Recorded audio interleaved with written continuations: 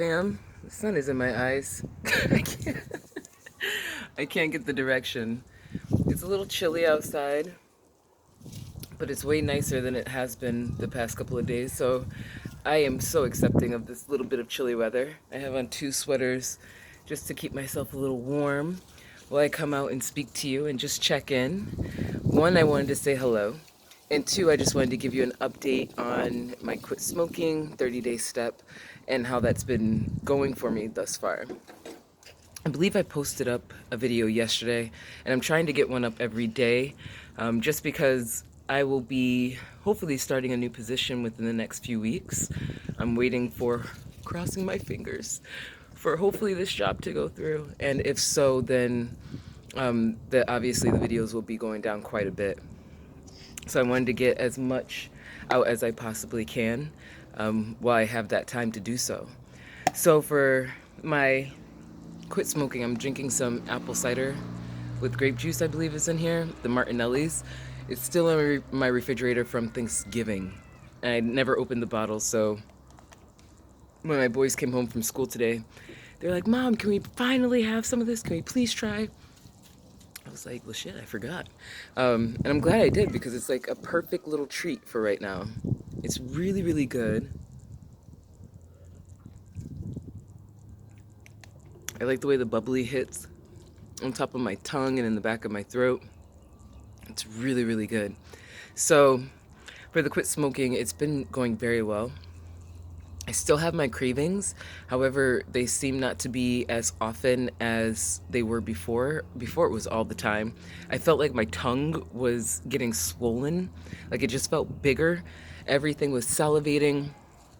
I didn't have a taste, as I mentioned yesterday. I do not have a taste for food, so I don't really eat as much as I was when I was smoking.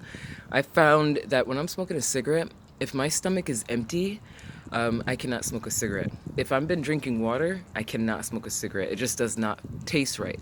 So I would always have something to eat, coffee or soda, or not soda because I don't really drink soda. It would be coffee or juice. But mainly coffee, actually. Coffee or juice that I would have with me when I'm having a cigarette, because it just does not taste right without anything of substance in my belly, if that makes any sense. And maybe for you smokers, you probably have gone through this or you've heard of it before. But yeah, that's currently going on. So, but because of me not smoking, I can't drink coffee. My appetite, like I said, is going down substantially. So today I ate a spinach salad, and that's all I've had. And it's now almost 4:15 in the afternoon. So and typically I'd be eating a lot more than that, especially if I had my bud. So I find that to be a positive. I just don't want to completely ruin my appetite. Um, so I'm going to force myself to start eating a little bit every day. Even when I don't want to, I'm going to try to force a snack down my throat, whether that be cucumbers or carrots, something that will kind of, I don't know, put me in that right mood, and just fill me up with the right kind of energy instead of this artificial, I need to keep moving energy. Because I feel as though that might be draining later on in life, later on down the road in this recovery. And in this journey that I'm on, it feels like that will definitely hinder me in the future. And I don't want to do anything that's just going to keep holding me back. So if I could fix something now and recognize that there's a problem, then I'm going to do it. And I feel like my appetite is going to be a problem for me in the future if I don't handle that situation now. What else? That's basically it. I've just been chilling. Like I said, I'm looking for a new position. Not looking, but I'm in line for a new position. And I'm really excited about it. I feel like it's a good opportunity to get myself into a new industry, in an industry that I really wanted to be in. And I'm just excited about that. And I've also, oh, and just so you guys know, I'm not sure if I've mentioned this to you before, but I'm heavily spiritual. I love my Heavenly Father. I grew up Mormon, even though I don't associate to the Mormon religion whatsoever. I grew up in that religion from the age of 8 all the way to almost 21. Actually 22, because I got married in my home church, not the temple, but in one of the churches in my town. So because of my religion and that background and being Mormon, it really helped. Besides my mother and the fact that I have my own relationship with God, the Mormon religion really kind of guided me into always going back to my roots when there's an issue and when I feel as though I can't navigate by myself anymore. The Mormon religion always helped me to fall back on what you know and what you understand. And what I know and understand is that I have a relationship with my Heavenly Father and that I communicate with Him often. I have a relationship with my angels, a relationship with the moon. I'm very open spiritually, so if I see a message or if I feel as though a message is trying to get to me, I'm open to receiving that all the time. And so with this journey and going through this not smoking, no weed, I feel like I wanted to become have a I didn't want to become. I wanted to elevate my consciousness. I wanted to get to a higher level. And it's dope to do that without anything in your system, without any substance of guiding you there, because then you know that you can really walk down that path on your own. You don't need weed or DMT or shrooms or peyote, anything of, in that realm of the hallucinogen realm to guide you to your higher power. And a lot of people that I know that are incredibly spiritual, they use peyote, they take DMT, they take ecstasy, they smoke a lot of weed. They look for anything to help elevate their consciousness, and I did too. I took peyote. I was heavily into ecstasy at one point in my mid 20s. So I use a lot of those things in order to elevate my mind, and it does work in a certain way. And so now that I'm on this cleanse, and I'm trying to clean out my system, I'm trying to clean out my mind, get over my depression, not get over it, but have my depression be a partner instead of a burden. I want to be able to be sure that if I ever smoke weed again, if I ever it when you're going through a process, you're always going to be knocked back. So when that time comes where I'm going to get knocked back, I want to be able to be knocked back and still have a cushion behind me. And when I fall on what I know, if that makes any sense. So I've been praying a lot more. And when I say that, I mean morning and at night. And I find myself in the afternoon saying a quick prayer of being grateful and appreciative of the time that I'm in now, and grateful and appreciative that I have the courage to open up, even if it is online, and even if it is to people I don't know. I recognize that nobody has seen my videos yet. Nobody knows of me as of yet, and I'm not sure if anybody ever will. But the fact that I have it out there, I could take accountability on it, I can view it for myself, has really put me in a better position. And if you are active on social media, if you're active on YouTube, I'm sure you understand the type of feeling I'm going through right now, especially when you're able to open up and take accountability of who you are and the process that you're in right now. That is a huge, huge step. Huge step. And I'm really proud of myself. And I've been holding on to that feeling for quite some time. Um, I'm outside and I feel like everybody's listening. And I know they're not. Um, but that's just me being self-conscious. um, but yeah, I just wanted to share that with you, and I wanted to, just let you know that I'm okay, and I'm here, I'm present, and I'm excited about being here, and I'm okay, and I feel okay. Oh, so I've told you before, and it was just really briefly, so I don't know if you caught it, but I've been having issues with the Board of Education in my town for my children, and it's coming at a time where, that whole scam with the college bribery has come out, even though it's been going on for years. They just discovered a $25 million one that kind of elevated it because the ringleader is now involved in turning people in, and it turns out that all these wealthy people have been stealing their kids' college education and much more. YouTube views and Instagram likes, and just buying their kids a whole bunch of stuff in order to compensate for the things that they are clearly lacking: the ability to socialize, the ability to create, the ability to be educated and to learn, the ability to grow wise and strong. Their children don't seem to carry that, and I don't blame their kids. I blame the parents that you don't know how to instill those qualities in a child. And more than likely, it's because you don't have those qualities within yourself. And so, as I'm watching all these things happening, in my heart, I was feeling not angry, but really disappointed. And like, just that question of why, like just because I'm poor, I have to fight harder. Like, that doesn't make any sense to me.